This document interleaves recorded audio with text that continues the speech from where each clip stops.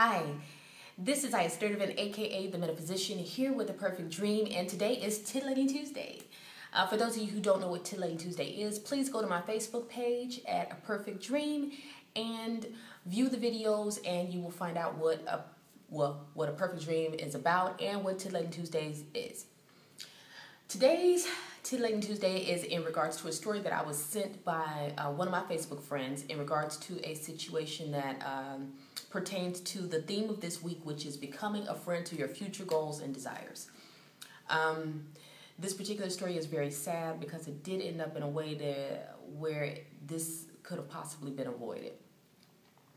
The situation I'm referring to, if a lot of you have heard anything about it or seen it on Facebook yourself, I did some further research and there was an article with ABC 7 News that I did read and research on to get a little bit more about this story.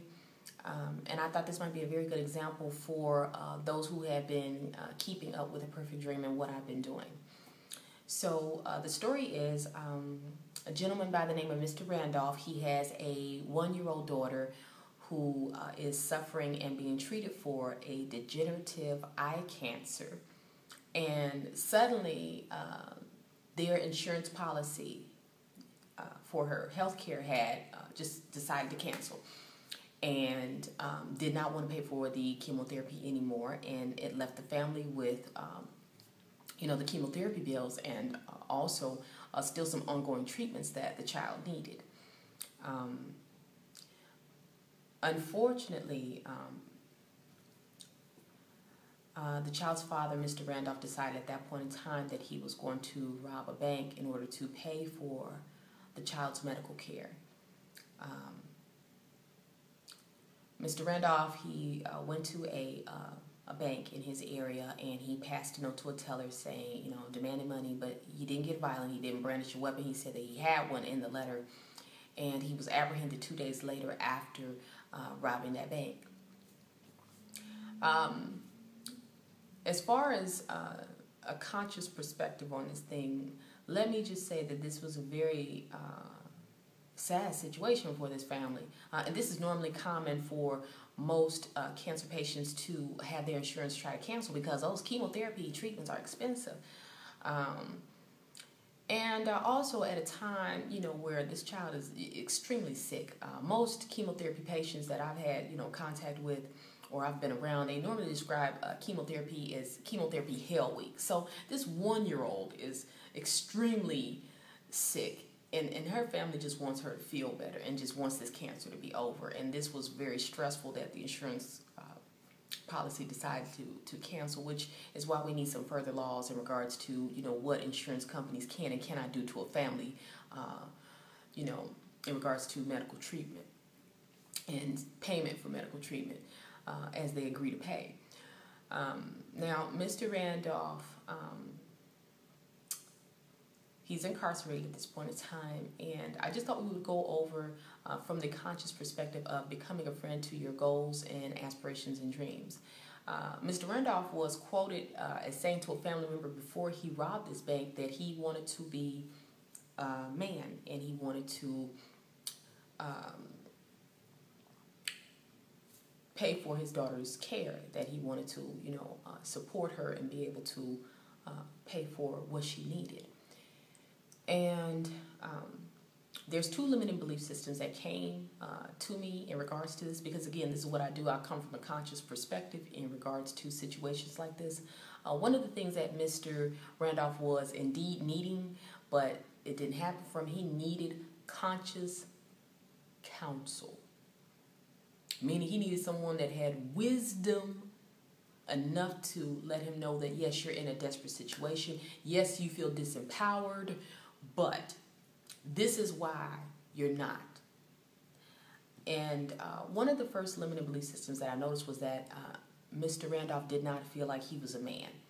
That the situation of his daughter needing, money and needing to have these chemotherapy treatments, and he didn't have the money, it made him question his manhood. Okay. That's a limiting belief system, because sometimes you can be a man that has all the money in the world, and when the doctors tell you, okay, look, there's nothing I can do for your child, there's nothing I can do for your wife, there's nothing I can do for your brother, all the money you have in the world, it still cannot, pay for the inevitable, which is, there's nothing more that we can do as doctors. Okay, so whether you have the money or not does not indicate that you're a man. The second limiting belief system that I noticed was that he felt that if the money did not come from his own hands, that it wasn't him specifically caring for his daughter. And that is a limiting belief system because, truth be told, one of the things that came to me through consciousness, I did my own spiritual work in regards to this particular situation, and it came to me that there were a number of options.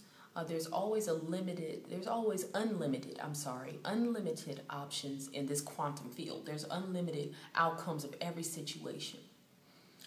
So one of the things that could have happened was that Mr. Randolph could have very well gone to crowdfunding. And for those of you who don't know what crowdfunding is, just briefly, I'll talk about a gentleman who was walking like I think 30 or 40 miles to work, and someone did a crowdfunding account for him and raised over $300,000 for that gentleman to buy him a car and to get him out of the neighborhood he was in, so that he could enjoy his car and get to work. And I believe that where Mr. Randolph thought that if he had to borrow or he had to get it from somewhere else, that it wouldn't have been the same as him, taking care of his daughter, and it made him feel like he would be less of a man. So with that being said, Mr. Randolph did have a goal, which was to support his daughter, which was to be a man and to give her the care that she needed, or being able to financially provide for the care that she needed. So those limiting belief systems, we also have to understand that those are insecurities and that they have nothing to do with the goal in question. And it's always wise to have conscious counsel when you're facing a disempowering situation, because normally individuals, get into crime when they feel disempowered, when they feel like, their very essence of who they should be has been taken from them. So obviously Mr. Randolph did this because he felt disempowered. To have conscious counsel is I can't stress that enough. So the real thing is, though, the small thing he wanted to be a man and pay for things, but the big thing is that regardless on whether he could afford the treatment or not, if this particular child decides to transition out of here due to this illness, the only thing that he would have been able to do, whether they could pay for chemotherapy or not, is to be there for her in those last moments. So this did not even benefit him. This didn't even benefit the entire family. This was definitely not being a friend to your goals and aspirations and dreams, because now he's in jail.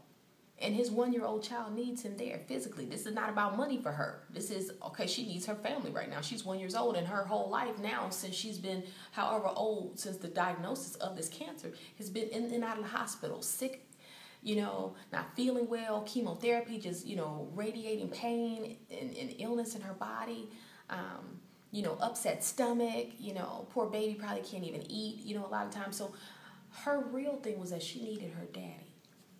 And her daddy had, he's made a mistake, obviously, but, I'm sure that, he would have rather been there for her in her last moments, if that's what is to be, than to not be there at all. And at this point in time, he's not going to be there at all. So again, making sure that you make the decisions that are win-win situations for you and your loved ones when you are trying to achieve your goals, and obtaining conscious counsel. I cannot stress this enough. So this is Titillating Tuesdays for becoming a friend to your goal, dreams, and aspirations. So this is Aya Sturdivant with A Perfect Dream. Until next time, No.